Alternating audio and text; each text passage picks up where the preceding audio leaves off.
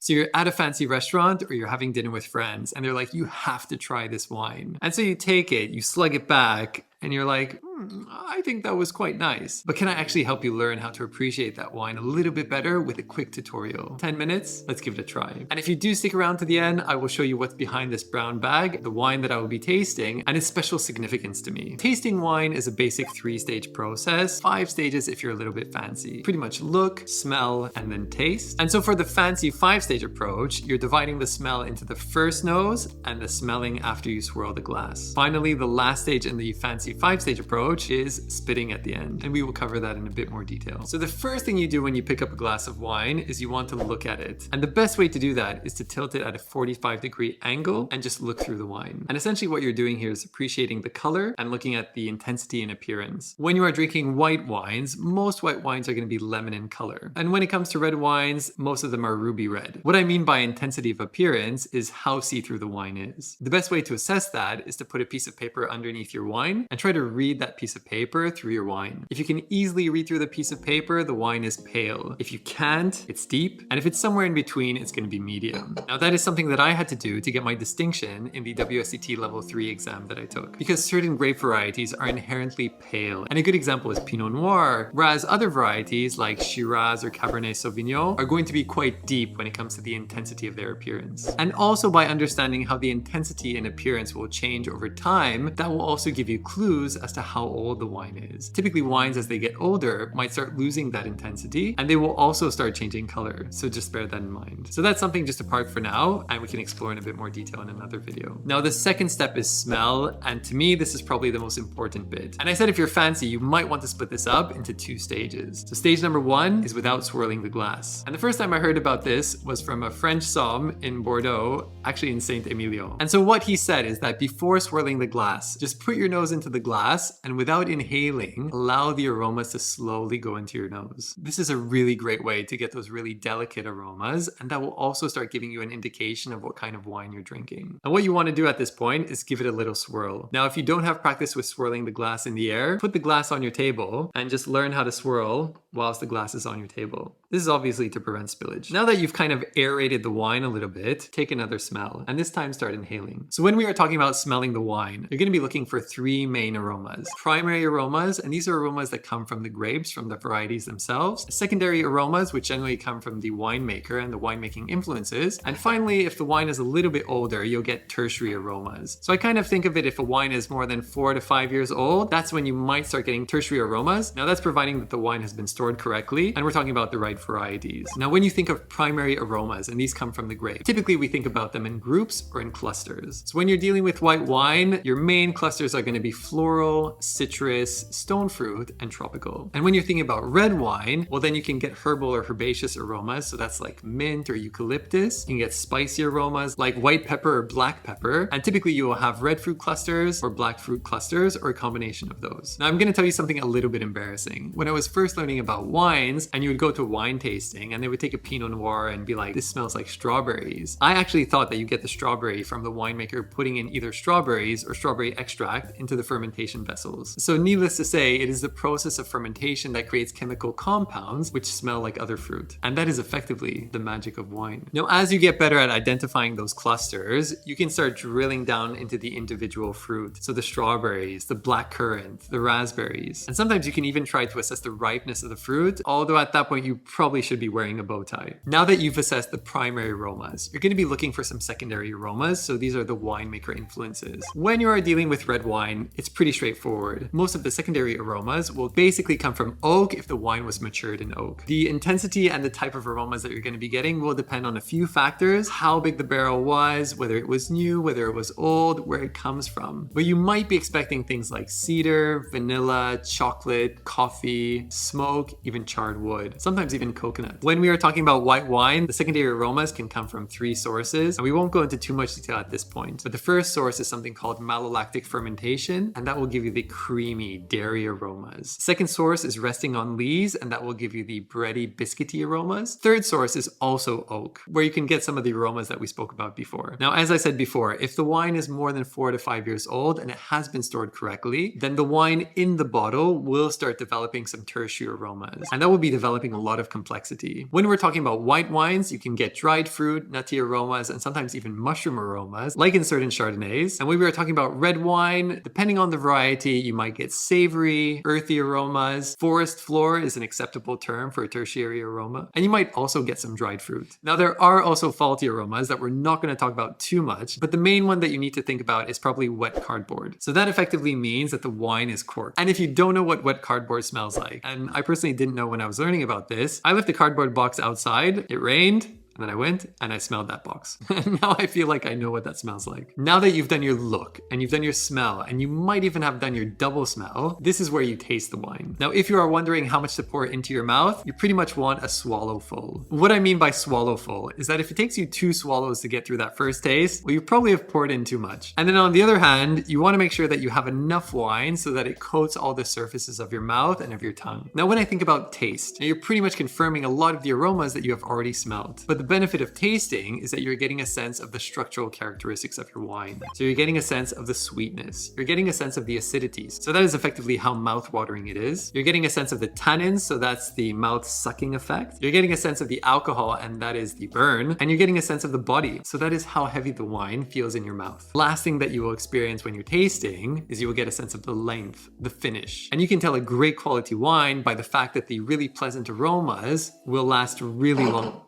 Oh my God, will last really long on the palate. Now, if you want to get a better sense of the aromas of the wine in your mouth, I'm going to teach you a little trick that again was taught to me by that sommelier in Saint-Emilion in France. So he basically said that the way to aerate the wine in your mouth is to pretend that you were giving someone a kiss. I did say he was French. And you bring your lips like this. What you want to do once you're in that position is you will gently open your mouth and try to gently suck in air. And effectively what will happen is that the wine will bubble away in your mouth. What that does is that releases even more aromas. And one thing I will say about the taste is that I did say that you're kind of confirming the aromas that you would get from the smell initially, but I find that in the taste, you do get less of the fruit aromas and you will get more of the spice and the secondary aromas. So that's a great way to pick those up as well. Now I'm gonna share a little analogy that I like to think about when I'm assessing a wine. Now for those of you that don't know, I'm a medical doctor, I'm a GP. And when we talk about medicine and seeing patients and making your assessment and coming to your diagnosis, well, there's this unspoken rule that 80% of your diagnosis is actually the history, and 20% is the examination that follows after that. And when I'm blind tasting wine, and that's something that I absolutely love doing, I also find that within my assessment, the look and the smell probably gives me about 80% of what I'm dealing with. And then the taste, the last 20%, kind of confirms my initial impressions. Now you need to do that final taste. You need to do that final examination to get the full experience to be able to rate your wine and assess the quality of your wine. Because finish, length, is one of the key factors in deciding whether a wine is poor, acceptable, good, very good,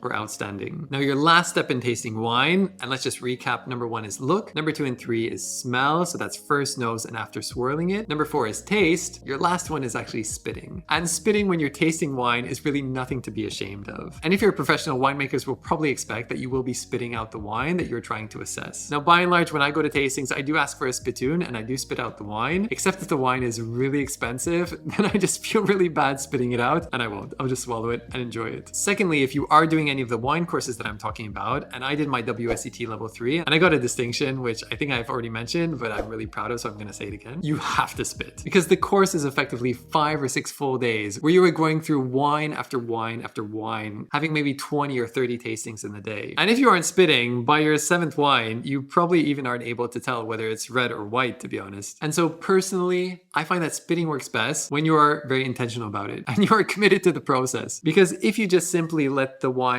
come out of your mouth naturally because you're a little bit shy or self-conscious, it will literally drip all over your face. And that will be even more embarrassing than actually spitting it. And so the best way to practice this is just go ahead and be really intentional when you're spitting out so that you have a nice long stream directly into the spittoon. Now I promised that I would reveal the wine that I'm tasting today, and it is behind this brown bag. And let's see what we're tasting, and I'll explain why it's significant to me. All right, here it is.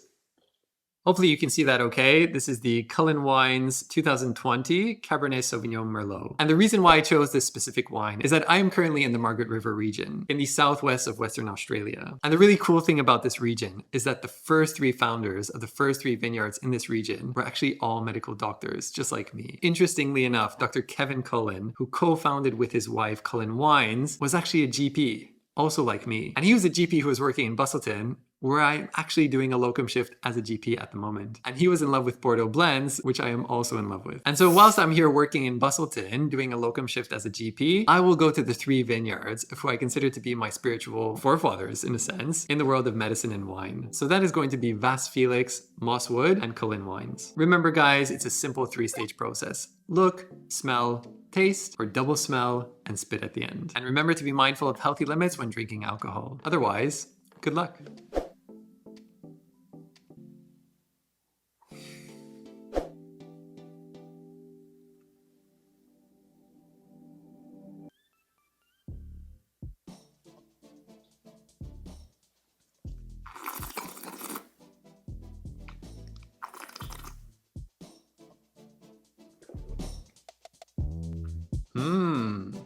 That is nice.